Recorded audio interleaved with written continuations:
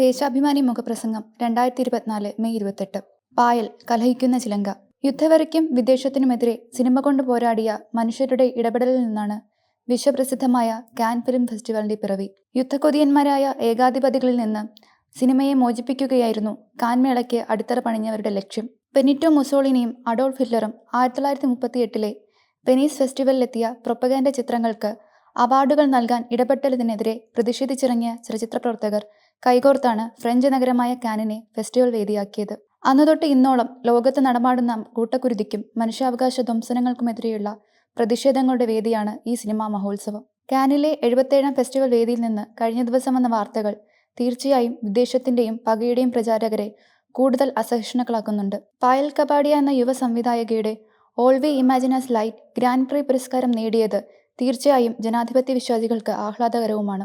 മുംബൈയിൽ തൊഴിലെടുക്കുന്ന 2 മലയാളി നഴ്സുമാരുടെ അതിജീവനവും ആത്മസംഘർഷങ്ങളുമാണ് സിനിമയുടെ പ്രമേയം. 80% സമയവും മലയാളം പറയുന്ന ഈ സിനിമയിൽ മലയാളികളായ കനി കുസൃതി, ദിവ്യപ്രഭ എന്നീ അഭിനേതാക്കളാണ് പ്രധാന വേഷങ്ങളിൽ. അസീസ് നെടുമങ്ങാട്, KS ആർദ്ര എന്നിവരും ശ്രദ്ധിക്കപ്പെടുന്ന വേഷങ്ങൾ ചെയ്തു.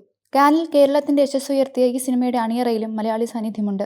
Associate director Robin Joy, executive പ്രൊഡ്യൂസറും കാസ്റ്റിംഗ് ഡയറക്ടറുമായ പ്രണവ് രാജ്, അസിസ്റ്റന്റ് ക്യാമറാമാൻ നസീം ആസാദ്, സഹനടി, കാസ്റ്റിംഗ് ടീം അംഗം അഖിൽ ദേവൻ എന്നിവർ. കാനിലെ റെഡ് കാർപ്പറ്റിലും സദസ്സിലും കനി കുസൃതി എന്ന അഭിനേത്രി കൈവശം വെച്ച തണ്ണിമത്തൻ കഷ്ണത്തിന്റെ മാതൃകയിലുള്ള ഹാൻഡ് ബാഗ് തന്നെ ഉശിരുള്ള ഒരു രാഷ്ട്രീയ പ്രസ്താവനയാണ്. ഇസ്രായേൽ അധിനിവേശത്തിനെതിരെ പാലസ്തീൻ ജനത നടത്തുന്ന പോരാട്ടത്തിന്റെ പ്രതീകമാണ് തണ്ണിമത്തൻ. പലസ്തീൻ എന്ന രാജ്യത്തെയും അവിടുത്തെ ജനങ്ങളെയും നാമാവശേഷമാക്കുന്ന അമേരിക്കൻ പിന്തുണയുള്ള ഇസ്രായേൽ അധിനിവേശത്തിനെതിരെ ഇതിനു മുമ്പും കാനിൽ പ്രതികരണമുണ്ടായിട്ടുണ്ട്. പലസ്തീൻ പതാകയുടെ നിറമുള്ള ഗൗൺ അണിഞ്ഞെത്തിയ ഓസ്ട്രേലിയൻ നടിയും നിർമ്മാതാവുമായ കേറ്റ് ബ്ലാൻഷെറ്റും അധിനിവേശത്തിനെതിരെ ലോകമാകെ നടക്കുന്ന പ്രതിഷേധങ്ങളിൽ കണ്ണിച്ചേരുകയായിരുന്നു. ഈ പ്രതിഷേധങ്ങളെക്കാളൊക്കെ മൂർച്ചയേറിയതാണ് പായൽ കപാഡിയയുടെ നിലപാടുകളുടെയും പോരാട്ടത്തിന്റെയും ചരിത്രം. കാനിൽ ആദ്യമായല്ല പായലിന്റെ സാന്നിധ്യം അറിയിക്കുന്നത്. 2017 70ാം ഫിലിം ഫെസ്റ്റിവലിൽ അവരുടെ ഹ്രസ്വചിത്രം ആഫ്റ്റർനൂൺ ക്ലൗഡ്സ് പ്രദർശിപ്പിച്ചിരുന്നു.